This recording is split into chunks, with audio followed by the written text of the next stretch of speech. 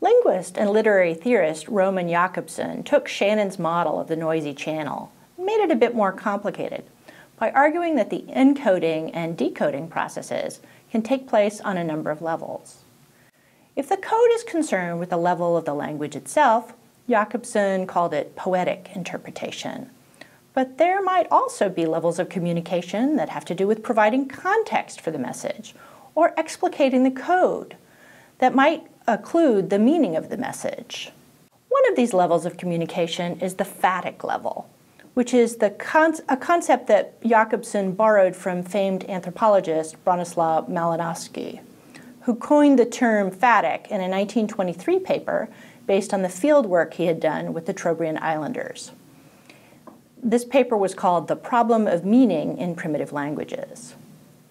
Malinowski initially didn't know what to make of communication in which people didn't seem to be saying anything, just making contact for contact's sake.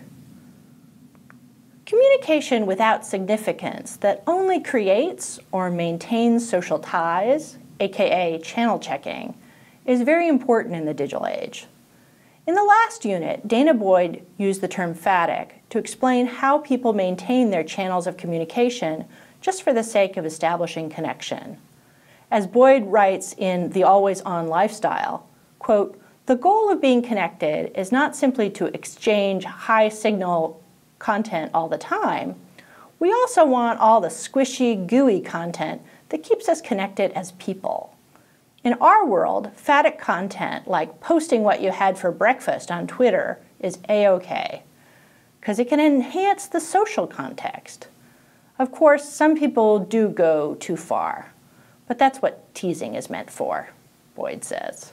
Sometimes communication breaks down entirely when signals seem scrambled on what Jakobson calls the metalingual level, the level at which people explain the codes that they use to speak. If you remember how Boyd talks about how participants can speak in a private language in public by using particular codes, you might understand how something like the bandana code could go wrong. In the first season of the popular historical melodrama Downton Abbey, there's a great scene about euphemisms and metalingual communication. A young maid, Daisy, is in love with another servant, Thomas, who everyone knows is gay. The cook tries to explain his homosexuality using indirect language, but Daisy doesn't get it at all because she doesn't know the codes. Phrases like, "not a ladies' man," and "a troubled soul" mean nothing to Daisy, and so the cook finally gives up on telling her.